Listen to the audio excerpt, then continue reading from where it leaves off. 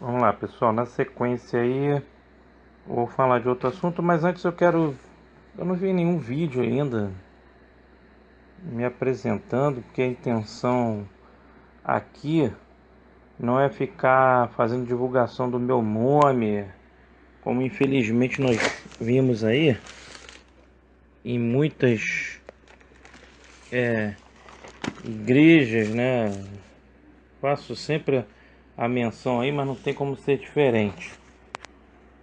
Que os camaradas colocam o nome do dirigente lá na frente, né, como sendo o benfeitor, né, o cara que dá a solução dos problemas às pessoas. É lógico que todo bom líder, no contexto religioso ou em outro contexto, deve realmente se aproximar das pessoas, ter uma consideração, um amor, uma dedicação. Mas o maior exemplo disso foi Jesus, que alimentava o povo com alimento principalmente espiritual, mas também material, e nós vamos falar um pouco disso,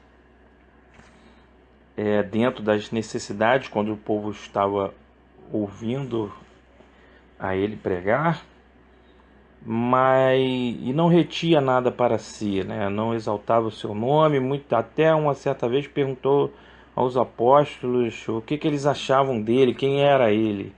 E Pedro falou que ele era verdadeiramente o Cristo. E como o apóstolo Paulo fala que não sou eu que vivo, mas Cristo que vive em mim, então não importa quem eu sou. Aí na descrição do vídeo aí tem o meu canal, o meu nome, como eu me identifico no Facebook, no YouTube, como DC no esse DC vem de diácono, porque fui ordenado por uma denominação evangélica como diácono, isso em 2001, e segundo o próprio sacerdote que me ordenou, eu fui ordenado não porque estava nos planos dele, mas foi uma ordem de Deus. Me lembro até hoje quando, numa conversa que tivemos, ele me falou que estava pintando lá a parede da igreja e passando uma lixa na tinta, e Deus falou a ele que tinha uma pessoa que ele tinha passado uma lixa grossa, que agora estava passando uma lixa fina, e que essa pessoa deveria ser ordenada ao ministério diaconal. E nós vamos falar até sobre isso também, porque hoje eu tenho uma visão dentro da Bíblia que essa questão de ser obreiro, diácono, presbítero, pastor e mestre, que é o que a Bíblia fala. Existem presbíteros, diáconos, pastores, mestres, apóstolos, e hoje isso é muito usado no sentido talvez um pouco deturpado de ser aquele cara que tem a autoridade espiritual, que tem a santidade maior do que os outros. E eu costumo falar para as pessoas: eu sou pecador, peco toda hora, sou necessitado da graça e do amor de Deus, tenho que pedir perdão, mas eu procuro, como o apóstolo Paulo disse, não sou eu mais quem vivo, mas Cristo que vive em mim. E se alguma coisa de boa eu faço, se alguma boa obra eu pratico, toda a glória e toda a honra tem que ser dada ao Senhor Jesus e não a mim, que eu não mereço glória nem honra absolutamente nenhuma.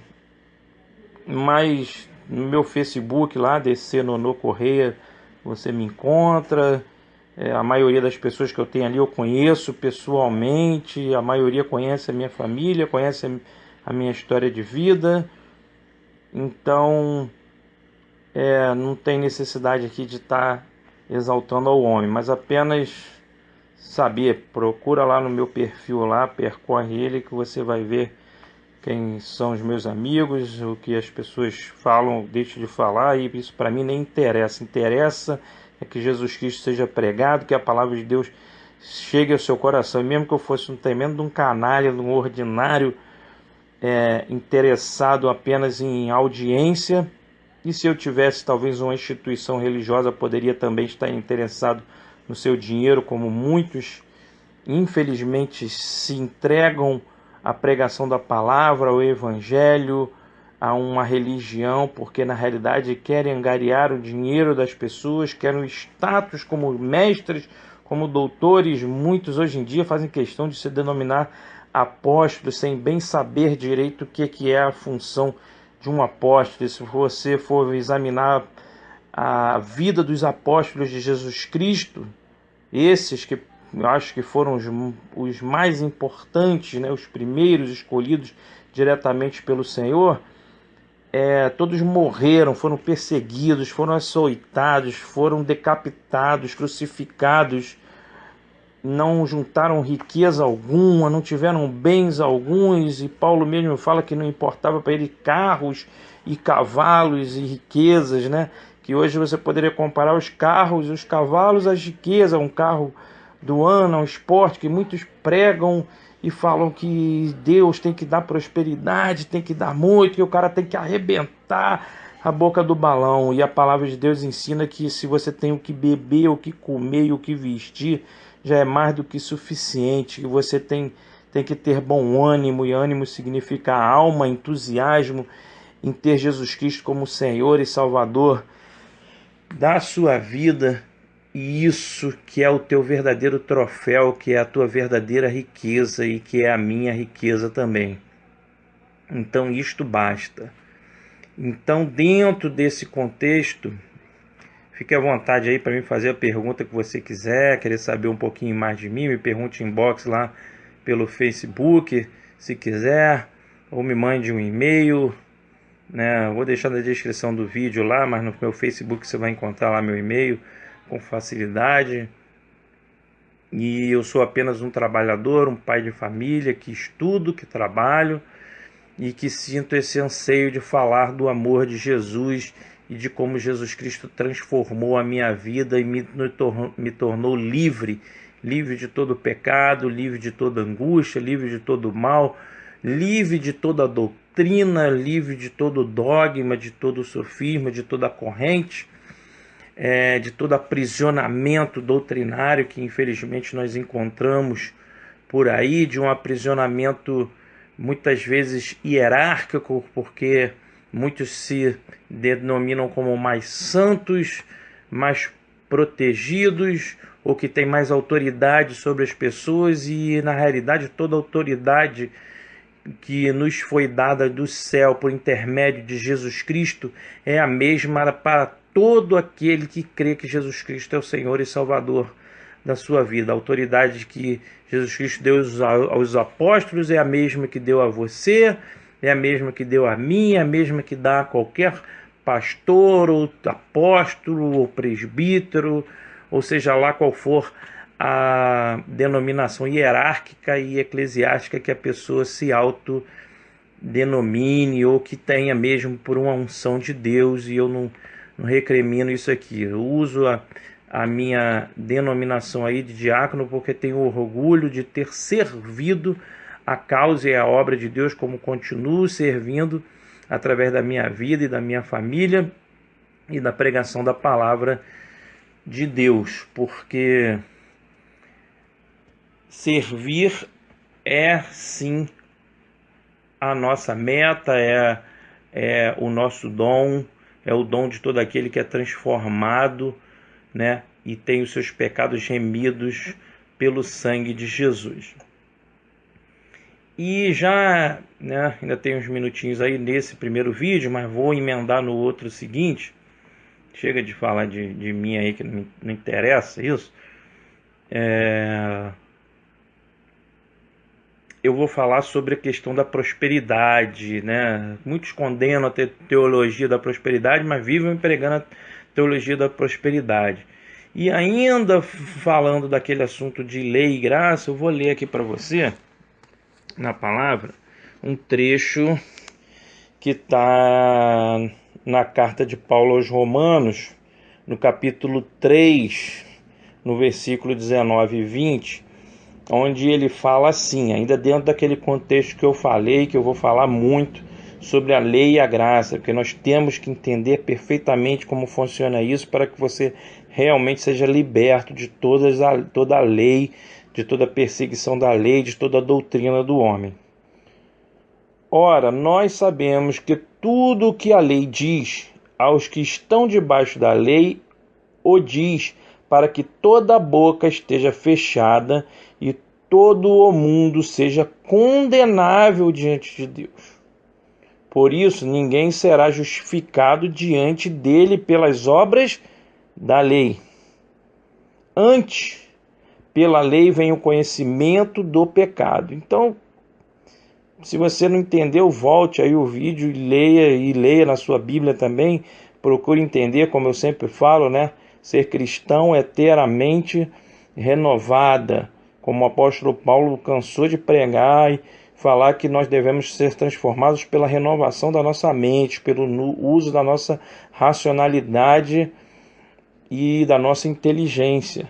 Então, a lei, segundo o apóstolo Paulo fala aqui, ela veio para que nós tomássemos conhecimento que nós éramos pecadores.